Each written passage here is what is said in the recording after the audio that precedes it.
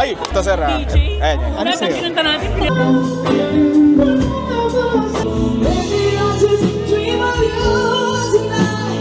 Alright, thank you. Backup ni Duncan na si Rose.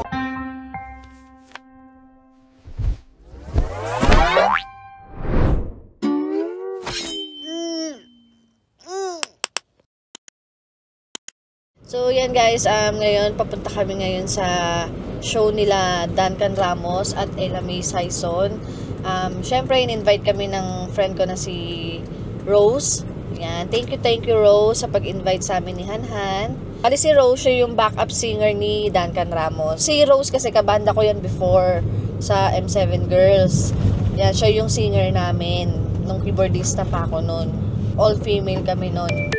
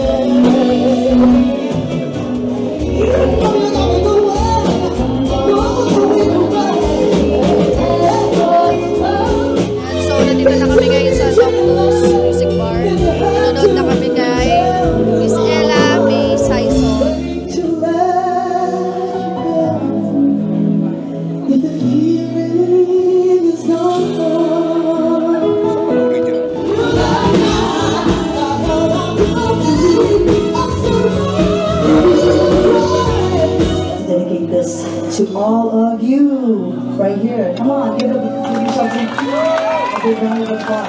I was afraid this time would come. I wasn't prepared to face this kind of burden from within. I have learned to live my life beside you. Maybe I'll just dream of you tonight, and into my dream you come and touch me once again. I just keep on dreaming till my heart aches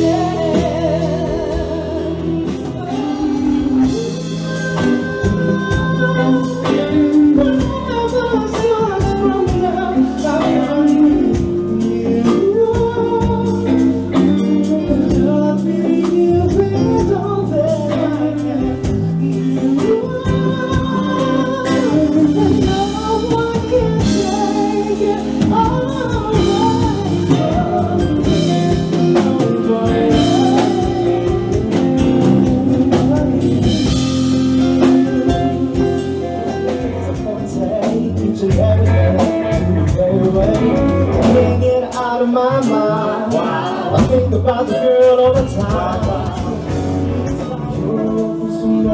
That's what they say. Falling out of love just like her.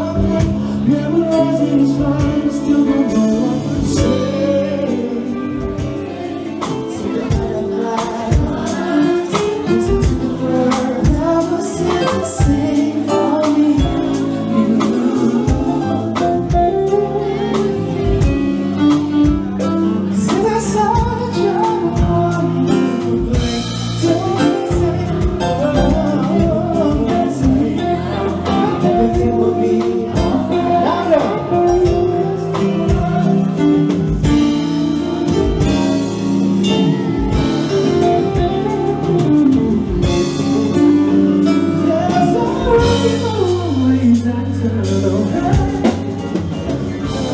Say what? Everybody say what? Girl said you hallelujah. Cause all the folk gonna get to you. Cause all the folk gonna get to you. Cause all the folk gonna get to you.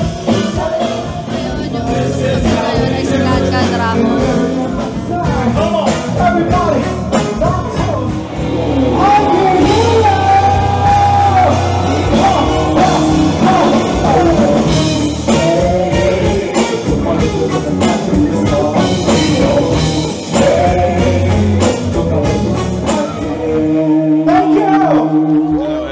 So tapos na yung gig nila at ngayon medyo manggugulo tayo ng konti, no? Ambush interview. Ito po na yung backup ni Duncan na si Rose. Hindi po siya sa Titanic, no?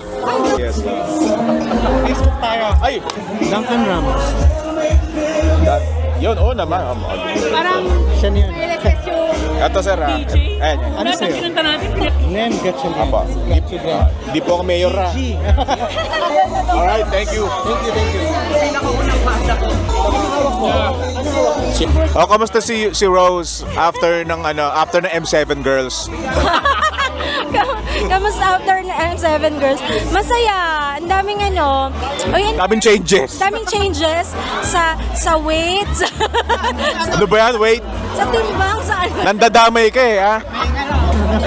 Ay, pero in fairness, I'm so grateful kasi lahat ng mga na-experience ko sa M7 Girls, lahat yung nagamit ko kung ano ko ngayon. Malayo-layo pa, marami pa akong kakaining bigas. Kumpara sa mga magagaling ngayon, marami pa akong kailangang matutunan. Pero, yung natutunan ko way back, M7 Girls, sobrang nagamit ko yung discipline, yung pakikisama sa mga tao, sa kabanda. Gusto ka trabaho si Sir Duncan. Matagal ko na siyang ka-work, sobrang bait niya. Isa siya sa humble talaga na artist. Tsaka hindi siya madamot pagdating sa knowledge, pagdating sa music. Tsaka yung ma-adapt mo rin yung disiplina niya pagdating sa trabaho, yung work ethics niya, yung masaya siya ka-work, parang tropa. Magpo-promote din ako. I have a latest single sa Spotify. You can search it on Spotify and all music platform. Meron din sa Apple Music.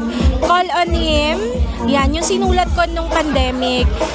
Sinulat ko yon to inspire people, to give hope. Actually, it's a song inspired by Bible verse, Matthew 7, verse 7 to 8. Kung feeling mo down ka, pakinggan mo yon. Call on Him. Call on him. Amen. Yeah. Uy, grabe, sikat na ako na. Nasa TV. TV. Nasa Osmo ka lang eh. Pag kailangan nyo ng mga pasasabugin, mga pa-zombie na, pwede ako.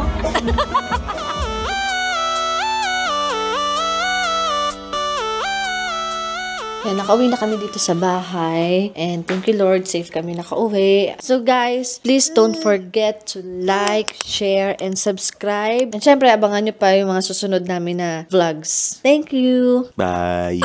Bye. Bye.